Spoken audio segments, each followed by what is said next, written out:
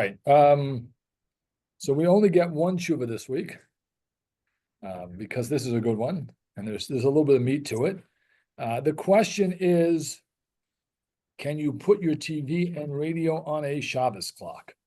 Right. This is the same question, by the way, as can you leave it on from before Shabbos? That doesn't really make that much of a difference. Right. But can you do that? And then that's not actually the question, but he does get into it, right? And that's why I put it in the title. Is it different during a time of war? Right? Meaning, so you want to tell me you can't watch reruns of, I don't know what your favorite show is, but whatever that would be. Right? I spent a lot of time watching The Office, which is maybe the dumbest thing I've ever seen in my whole life. You seem to like it, right? But forget The Office. Okay, I understand. I'm not watching. Can I leave it on to news? Now, we're not talking about in Israel when they, right? There's a channel you leave on that tells you to go to a bomb shelter. That, right? Let's leave that off the table because clearly that, right? Clearly, that's not going to be an issue.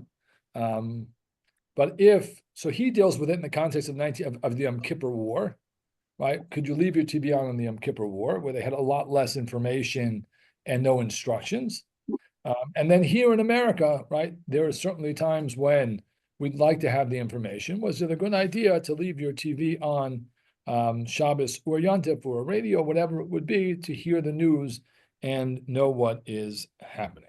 But let me tell you, the tshuva that he asks is not in that context. This is a regular context. And he writes as follows. This is the question. My house is a traditional house.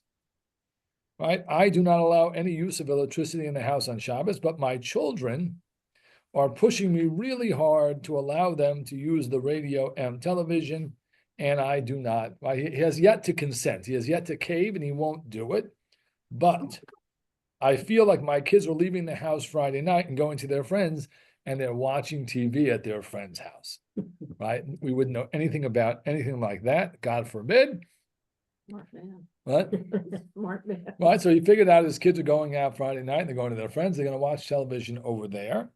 So he says, right, I thought to myself, I should have a Shabbos clock, right? And just like the lights go on and off, I'll have the TV go on and off. And maybe that way I can keep my kids at home. I asked the community rabbi if this was a good suggestion, and he forcefully told me no, but he couldn't tell me why. Time to get a new rabbi, right? That's not very good. Right? Absolutely not, but I have no idea why. Sounds like a really bad idea. And therefore he writes, right, to Rav Chaim David Halevi and says, can you, right, weigh in on it? What do you think? And tell me what you think and why, right? Well, I want to know why, especially if he's going to go back to his kids.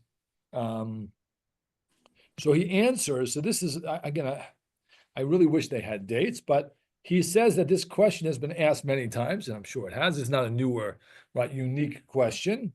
And he says that I published a tshuva earlier by the times of the Yom Kippur War. So this is at least written after 1973, probably some point in the late 70s or 80s. Right, because people wanted to follow the news from the battlefield. They wanted to know what was going on Shabbos, which seems reasonable. People want to know. But he says, Afal pichein asarti. Nevertheless, I forbade it. I did not allow people to leave their televisions on for the Yom Kippur War. And I'm now going to give you a copy of that tshuva. So now the question, again, this is his opinion. And as always, I'll chime in at the end, but I do want to present his tshuva because that's what we're doing. So let's present his tshuva, and then we can talk about it and discuss it. So the first place to start, right, is with the question of Shabbos clocks, right? You clearly can't put the television on, right, on Shabbos and Yontif or the radio, right? That you can't do. You can't turn something on. So that's off the table. Can you use a Shabbos clock on Shabbos or Yontif? The answer to that question is yes. Right, we do it all the time. Oh, right. Why is that? Right, why am I allowed to do a Shabbos clock if I can't turn it on Shabbos? Why am I allowed to program it before so that boom, it's going to go on Shabbos? So that takes us, if you look on the source sheet, right, again, this is not a new question in terms of Shabbos clocks, right? But it is an old question in terms of starting a malacha, a prohibited activity before Shabbos and have it run into Shabbos, right? They didn't have Shabbos clocks. Or TVs or radios, correct, or electricity. But they did have, they understood that you could start something before Shabbos, set it in motion before, and have the activity run through Shabbos. That's not a new concept. That's actually in the Mishnah and the Gemara. So if you look at the Gemara on the first source on your page, Hello? mute my mother. Whoops. There you go. Am I allowed to know? I might go to hell for that. Okay. Maybe not. I don't know. We'll see. Okay, so this is Gemara on Shabbos, right, which is the obvious place where it is on Daf Yud Ches on 18a, right? And Tana Rabbanan, right, the rabbis teach us, Potkin mayim legina erev Shabbos im chashecha. Right, so they also didn't have modern plumbing, so they would have runoffs from the river, and they would dig these irrigation ditches to channel water through. And they also sometimes had these gates that would open and close. Right, you don't want to have it always running into your field because then you're going to overrun your field. Right, so you can open the swing door, whatever it was. Water will come into your field. You can close it, and then the water keeps going down wherever it's going. Right, so it says that you can. That's what it says, water may be conducted into a garden. It means basically setting the sprinkler, opening that channel so that right before Shabbos, but then what's going to happen if you do it right before Shabbos? On Shabbos, the water is going to be going right through your whole thing and watering your field, which is, right? You can't water, let's take a step back. You cannot water your field on Shabbos, right? That is, right, it's part of planting. That's no good. You can't do that. But right before Shabbos, right, I can do it umismales veholechas kol hayum kulo, and it can go the entire day and water your field. That's not a problem. Okay, umanichin mugmar tachas hakelim, right? So they would take, I don't know, perfume. It was, this is basically some sort of incense pot or some sort of spice pot, right? That you put the spice under, and then you have this nice fragrance that goes throughout Shabbos. Light it up before. And as long as it stays lit, it goes. I might have cut it off too early, right? But you can put sulfur under your kalim, and that goes as well, which essentially means that you can start something before Shabbos, and it can run through Shabbos. Now, so what's the difference? It's starting before Shabbos. Right, not meaning starting and ending on Shabbos. Correct. Meaning is the critical moment is, when do you perform the activity? Right? There's no, it says lo sa'aseh kol melacha. You can't do any work on Shabbos. You can do whatever you want before Shabbos. The fact that it continues without human activity, not my problem. Now Beis Shammai does argue, but we'll leave Beis Shammai alone for a while. Right? Beis Hillel, this is the psak of Beis Hillel. This is the psak that is recorded in Shulchan Aruch. Right? According to this, right, we should say, what about Shabbos clocks? Should they be mutter or asra? According on this principle, Questionable. why questionable? Because you're starting it on Shabbos. So interesting. You're So setting it before, but the light is starting. right, but when is the human activity done? If that's our guiding principle, Okay, before. Right. So I mean, Jeff does make an interesting distinction, which is, in this case, it's at least started before Shabbos, the actual malacha. Whereas with a Shabbos clock, you might be kicking it on Shabbos. So that's a good distinction. And also off on Shabbos. Also off, on, off, you can keep, right. But if only distinction is, when do I do my activity, then it doesn't make it, right, doesn't make a difference. And therefore, based on this, right, one with, and again, you can actually see it's poskim there in, right, in the Shulchan Aruch.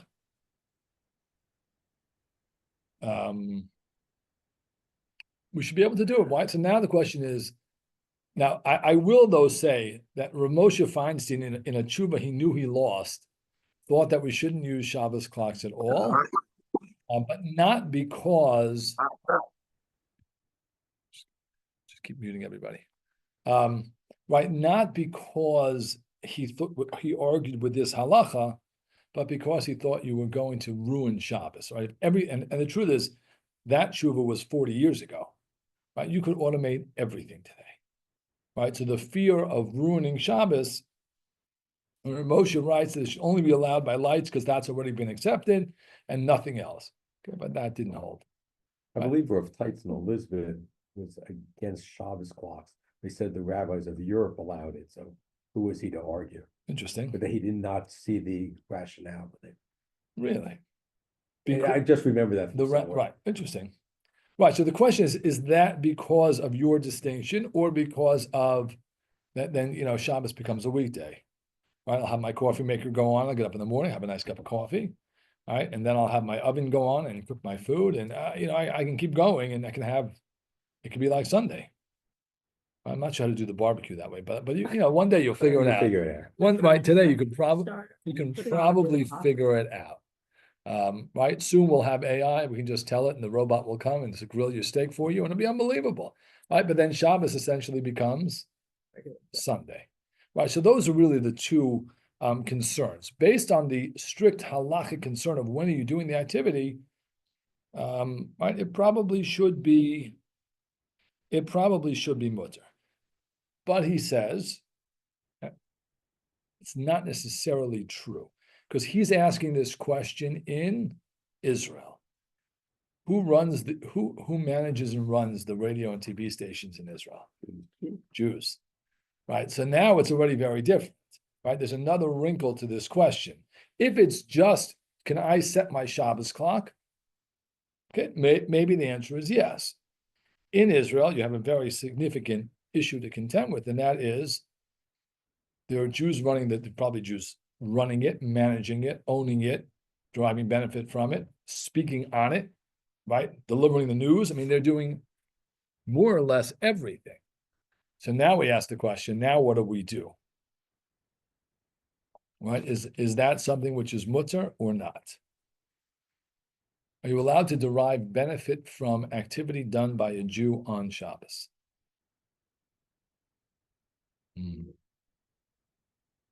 By work done by.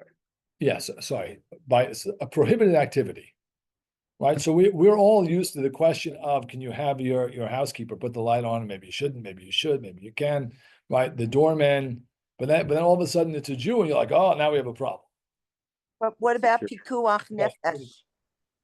I'm sorry, say that again, Linda? Pikuach nefesh, or, No, so again, I said at the beginning, if your life is in danger, forget turning on the television. You can get in the car, you can do whatever you want to do. You can cut somebody up if you're a surgeon. Don't cut somebody up, right? Self-defense. Yeah, but no, again, pikuach nefesh. Let's leave aside pikuach nefesh. Right? I mentioned at the beginning, if you're in Israel and you're getting instructions onto when to go to a bomb shelter and what's coming, we're not talking about that case, right? That's clear as day. Get your instructions, go to your bomb shelter, be safe, etc. I mean, I can see a difference between them turning on an oven and cooking your food where you have the benefit of that versus just listening and having enjoyment. That really, Well, Because turning on your oven or cooking your food is for you only, whereas they're doing it anyway. broadcasting the radio, they're doing it anyway. except they're doing it primarily for Other Jews. Jews. Right. So if a Jew, and they are sort of doing it for you and all the other Jews. So there is a three-way argument in the Mishnah as to at what point, right, are the people intentional or accidentally violating? But if they know that they're violating, nobody agrees, right? Some people think after Shabbos, some people think, right, you have to wait. And some people think never.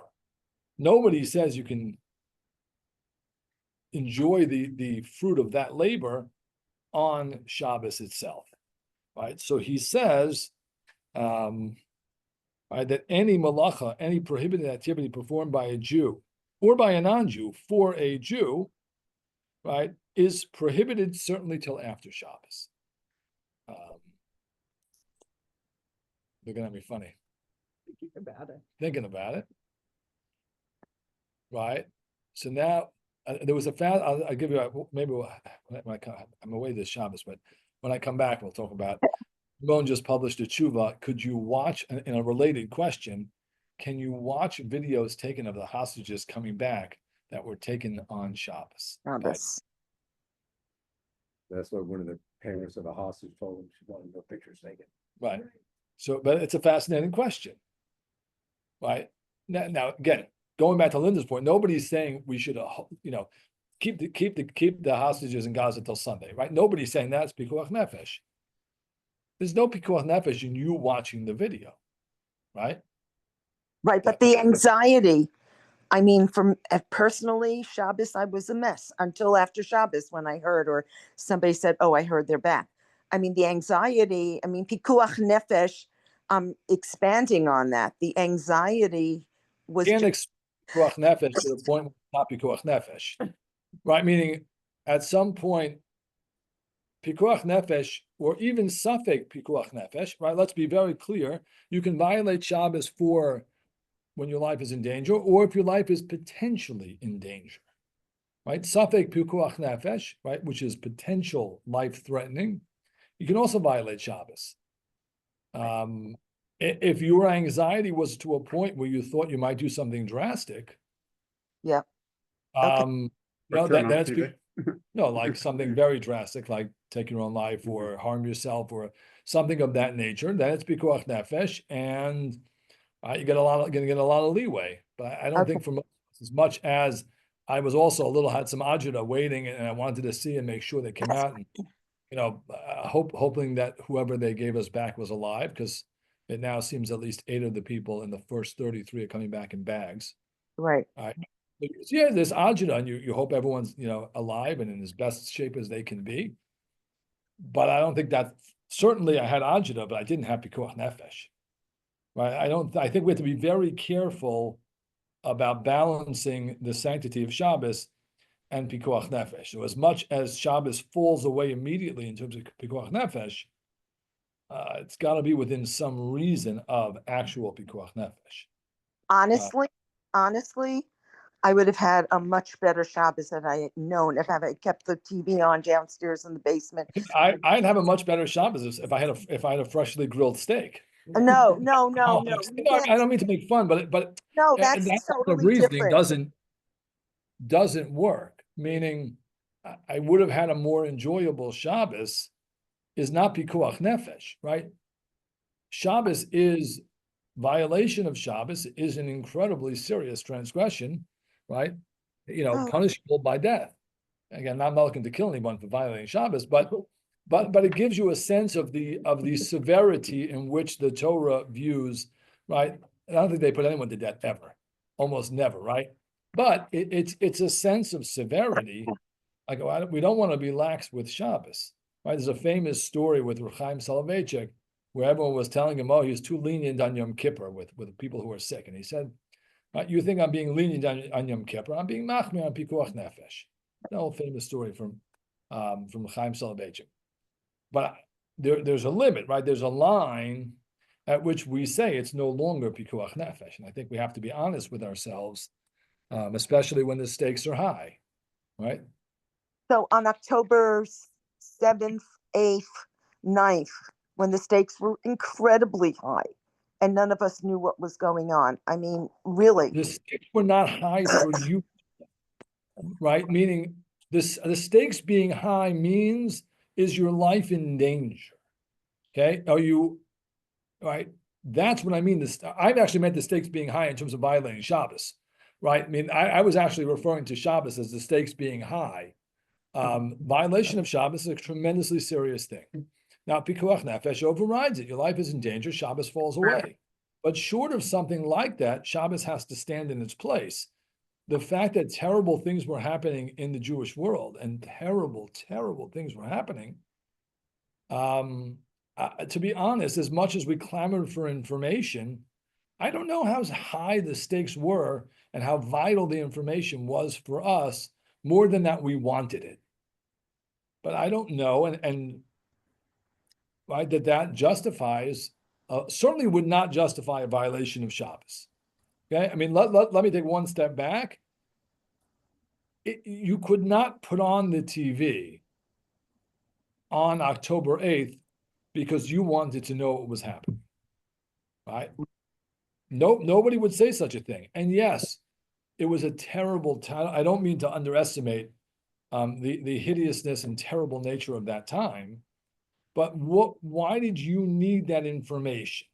But that's turning on the television. I know in my building, the building staff turned in on a public Right.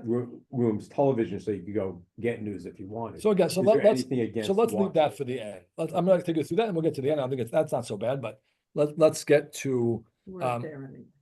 Okay. no, but again, But they that's did. so. But then again, one distinction that he makes is right in Israel. Certainly, there's a separate issue. Let's just bring it back to the tshuva of right Jews doing or non-Jews doing work specifically for Jews, or certainly a majority of Jews. The population of Israel and the radio stations that are being stationed out in Hebrew, right? If you knew Arabic, maybe a little different, right? But if it's a Hebrew station being broadcast in Israel, the majority population of the listeners, we have to assume, is going to be a Jew.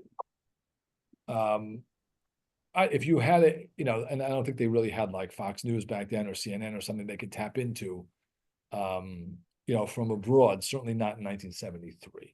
Right, so today you can thump it around where you're getting news from somewhere else, not an Israeli news station. It's actually probably better to get Israeli news from somewhere else than it would be, again, without the pikuach nefesh piece. And if you're on that channel in Israel, you should be on that channel in Israel, and that's what you have to do. And I don't think anyone said otherwise. I think in the middle of Mei Sharm, they had that channel on too. They might not admit it, and they might not tell you, but I promise you they have it on, and they should have it on. Should probably admit it, but they should certainly have it on. Okay, I'll give you a few other of the issues. I think we're not going to read too much. You can take the source sheet home, you can print it out. But I think I'll just go through it outside, and then we'll try and see what we think of the tshuva. He has 4 other issues which he thinks are potentially problematic. Right, number 1 is maris ayin. Right, that if people walk by your house and they see your TV on, they're going to say to you, oh, terrible guy, terrible, right? Terrible family. They put their TV on Shabbos. Oh my goodness. Okay. In a war, that might be less of an issue because most people have it, but okay, that's one issue. Right. The other issue is, again, this is sourced also, right? There is a general idea of maybe you'll come to fix or change or do something on Shabbos, right? So I know it gets a lot of, that gets a lot of action by the bike issue. And anyone who's been here long enough has actually seen somebody fix their chain on Shabbos, right? But it's not, you might come to tune the TV, you might come to change the channel, you might come to turn the volume up, right? Grandpa comes in the room and his hearing aid's a little bit off, and he's got to hear it, and he screams, and I got to go put it on. So there are those tangential issues as well. The third issue, which is here in Shulchan Aruch, but again, I think I'm gonna stick to outside, but it's there in Shulchan Aruch where it talks about one of the exceptions to the rule of opening the irrigation ditch is the grinding mill for grain.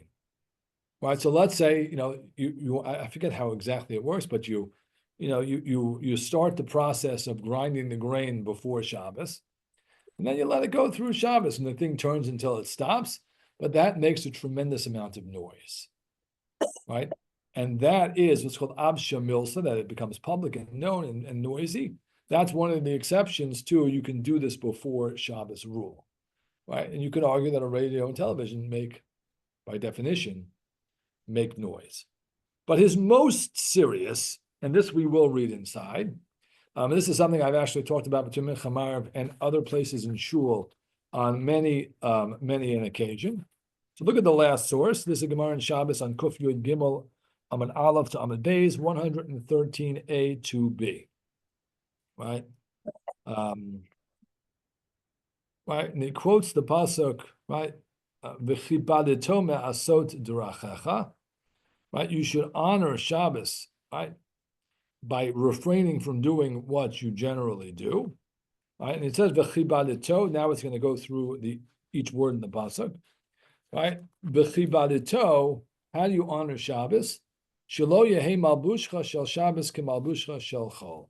That you should have your clothing on Shabbos should be different than what you wear during the week, right? You should be aware, recognize in all aspects of your life that Shabbos is different. So your Shabbos clothing should be different than your weekday clothing. Right? Probably nobody can tell, but I actually have different Shabbos clothing. I'm always wearing a suit and a tie, but I actually have separate Shabbos suits and shirts than I do during the week, even though I'm sure nobody can tell. But at least in my head, I know I'm wearing my Shabbos suit, not wearing my They're white. Shirts are white. shirts are white. Yeah. Right, not over that. You win. There you go. See, it's too many That's speeches. why whenever you read his speech, you wear a white shirt. There you go. I don't know, but is that true? No. Okay, it's okay. We forgive. It's all good. No problem. But that again, there's an idea of just knowing that Shabbos is different, even expressed in what you wear. And again, I think for most people, it's probably true. We dress nicer on Shabbos than we do during the week, right? And then it's the Chiyad Rabbi Yochanan, right? Kari lema'ane mechubatai called his garments my honorers. Okay, me'asot dirachecha. What's the end of that pasuk? Right, that was the first word. V'chibadato is the dress. Right? How do you distinguish by your actions? Shelo yehi hiluchacha shel Shabbos kilucha shel chol. Right? Literally, your affairs, what you do on Shabbos should not be like it is during the week. Right? Mimtzo chefzecha is a pasuk in the Nevi'im, right? Which ends, which we'll see in daber davar. Right? Chafatzecha asurin, that your affairs, right? Business, other things, mundane affairs are prohibited. Hefze shamayim mutarim, right? But things that deal with in the heavenly realm, those are permitted, right? Vidaber davar, right? And you should speak differently. Shelo yehi diburcha shel Shabbos ki diburcha shel chol.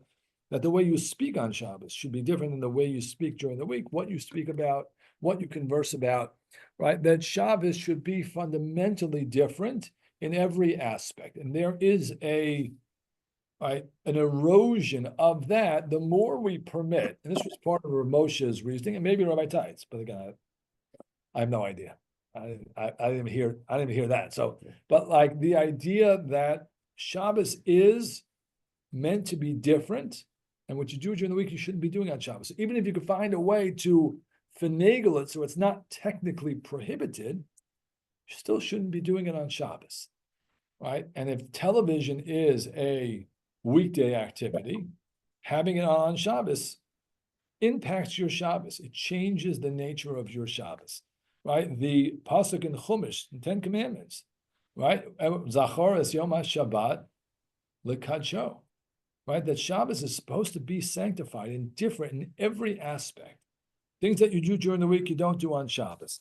And that is, he says in the Tshuva, and this I agree wholeheartedly with. Let me just see if I right, the acharona chabid, right, the most heavy, the most serious, right, that the radio hofechet Shabbat lechol gamur, right, that the radio changes Shabbos into a secular day, right, and therefore he says, right, that even during a war, right, the knowledge that you'll get or gain is not worth the desecration and violation of Shabbos.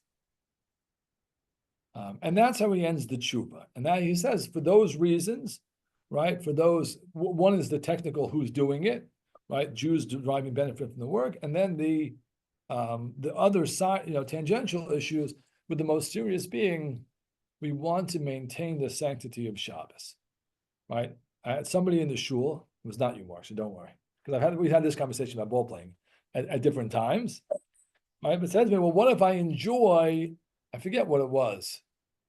It might whatever it was. I forget what it was. Right? If I enjoy doing this on Shabbos, so it makes my Shabbos more enjoyable. It's about like that. I'm not sure that that's the goal. I'm not sure you're not saying you should have a miserable Shabbos. Like nobody's saying you should have a miserable, terrible Shabbos. But the point of Shabbos is not just to have a nice time. Point of Shabbos is to have a spiritual day, right, which is Me'ein Olam Haba, which is a taste of the world to come, that's dedicated to Hashem, and that you're sanctifying, right? That's really the ideal of Shabbos.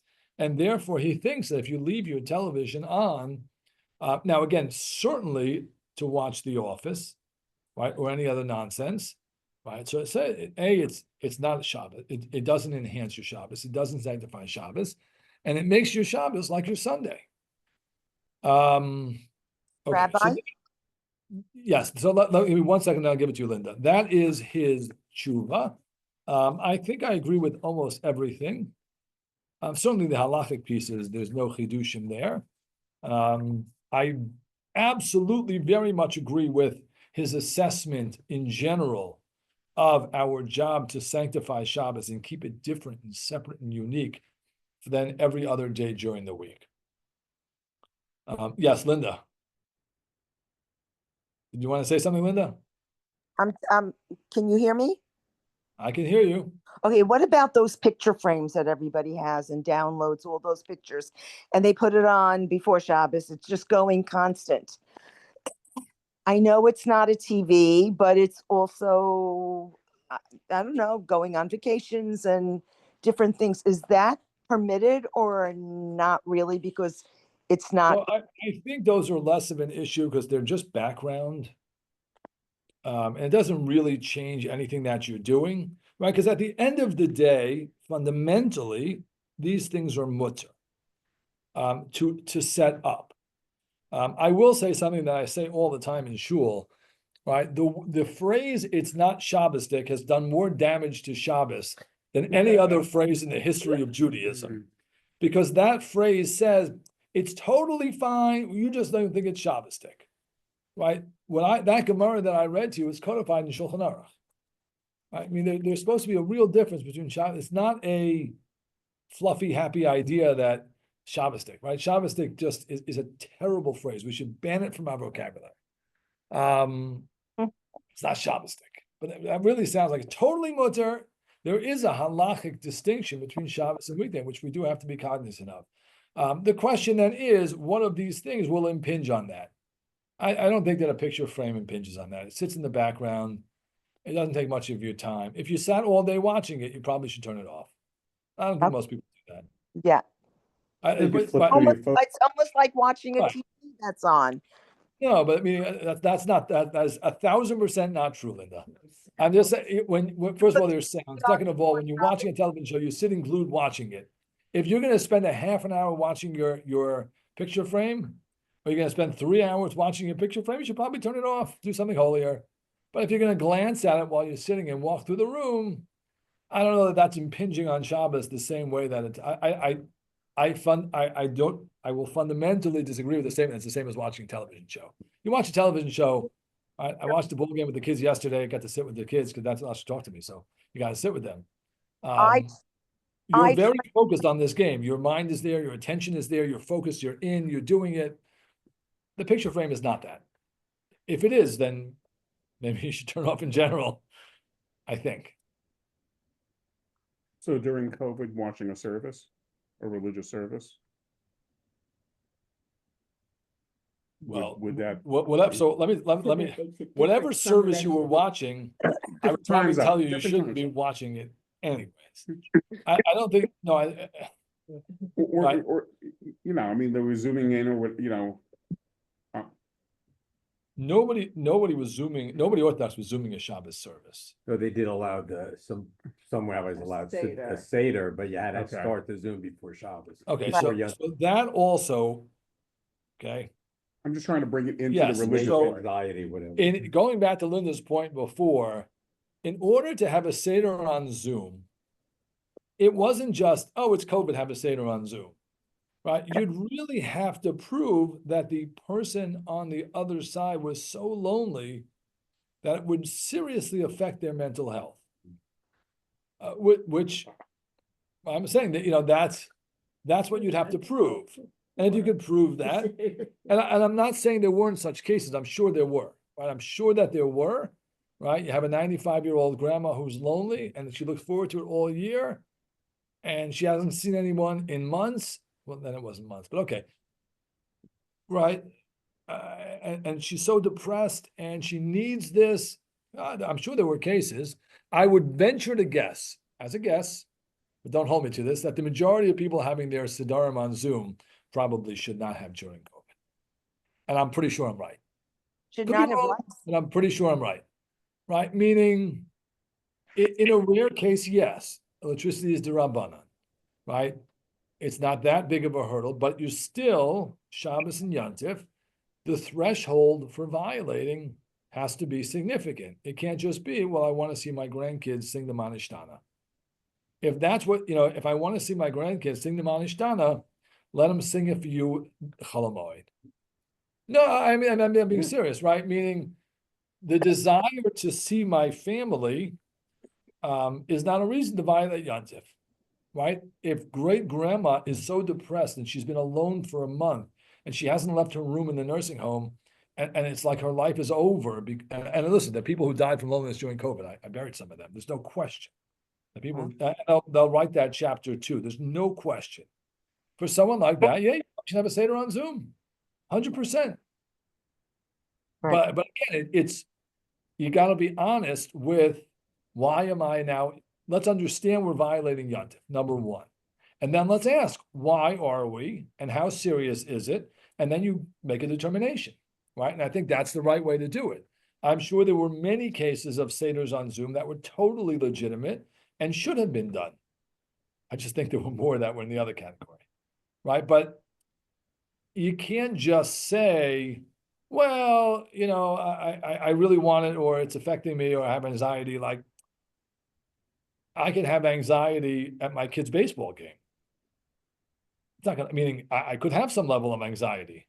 He's pitching and it's, okay, maybe he'll lose and he'll be upset and he'll cry and we'll come home. But that's not, that's like a little anxiety, right? Some people, have much greater anxiety. Sometimes loneliness causes, and COVID, again, a whole different animal. So is that a legitimate heter? The answer is 1,000%. But you got to be honest in your situation, right? It would be nice for grandma is different than grandma hasn't seen a soul in a month and is really depressed, right? Those are two fundamentally different questions and cases. And we do ourselves a tremendous disservice halachically by not making that distinction.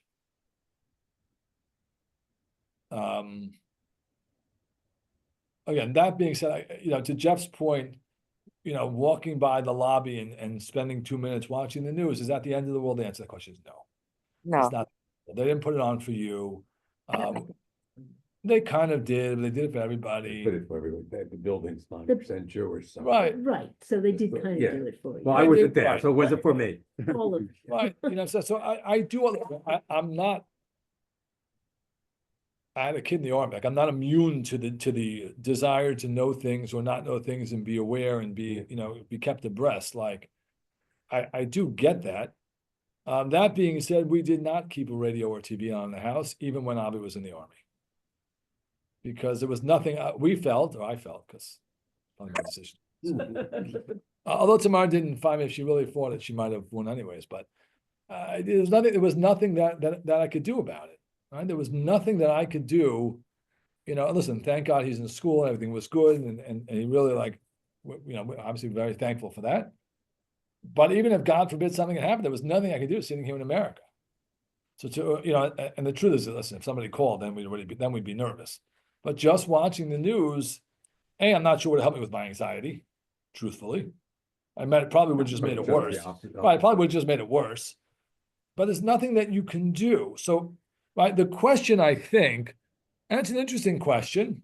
I certainly am much more open to thinking about this question than the office or any other nonsense. I think on that score, I'm 100% with him, and specifically on the sanctity of Shabbos. Listen, do I think wartime is different? Yeah, I think it is. I do get the distinction. But we did not in our house keep anything on. I just didn't think that my desire to know actually really did anything for me, right? Like how did it help me? I don't think simply, I want to know is not a reason. And again, there's a difference between having it on in your apartment and watching it for 3 hours and walking past a screen in the lobby. I think that's also a distinction, but we didn't do it, even though we had some skin in the game. But I think for those reasons, I think partially because Shabbos is Shabbos and Shabbos has to be kept. And the other is, right, if I was in Israel, would I have my channel 2014, whatever it was on? Sure. But I'm not. Right? I'm sitting here and I don't know that wanting to know for me was not really a reason, even though, again, I do understand there's a difference, right, between warfront news and, syndicated television. I'm still not sure, at least for us, it didn't meet the threshold. Again, but that's a question each person would have to ask individually and be honest with themselves, right? Which is something we tell, right, as I tell people all the time. If the answer is you have, you yourself can figure out, right? Yom Kippur. I'd give you an example from Yom Kippur. All right, somebody has whatever the issue is. Let's assume it's somewhere in the mental health world. Right, so do they fast Yom Kippur or not? Well, again, if their life is in danger or anywhere near it, okay, they have to break their fast, no question, right? It's not a question at all. But if it's let's say it's a depression issue, all right, so then it depends on, right? Only you can make that determination, right? Because it's you and you know how you feel. So if there's any question at all, you break the fast. But that I don't feel so great doesn't mean I break the fast on Yom Kippur. I mean, again, I'm trying to stay as vague as I can. No, I don't want to, I don't want to discuss anyone's actual cases, but it's trying to stay as vague as I possibly can. But you get the point. Like some of those things, it's you and your therapist or you and your psychiatrist have to figure it out. I can give you guidelines, but I'm not in your head and I'm not a qualified thing. I don't have a PhD in whatever. So, here I would say the same thing. If it really was to a point where you would do harm to you, and I don't know that it has to be life-threatening harm, because we're talking about the Rabbanan and somebody's doing it for you, but you'd have to get to a really significant level of distress before we would think about having your television on Shabbos. Do I think most people get to that level of distress? No, I don't think so. I don't think so. That could be, but again, that's something that you'd have to decide, by yourself. But I don't think that most people are that distressed, and that watching the news would somehow alleviate it. I don't think. So the World Series on Shabbos doesn't cut it. In Oh, that's an age to know. in any way, And shape, or form. And it might not be good news. So It it doesn't could make a be. difference. I don't watch sports. Sandy Koufax didn't play. The least you could do is not watch it. He's playing on Shabbos. He's playing Yom Kippur. All right, but yeah, no, again, I think but I think I'm not saying it's impossible, but I think for most people, even during the war, the sanctity of Shabbos is something we should keep in mind. All right, happy to take any last questions? No, but nobody's brave enough. All right. With that, I wish everyone a good evening. Take care, everyone. Good night, Rabbi. Good night.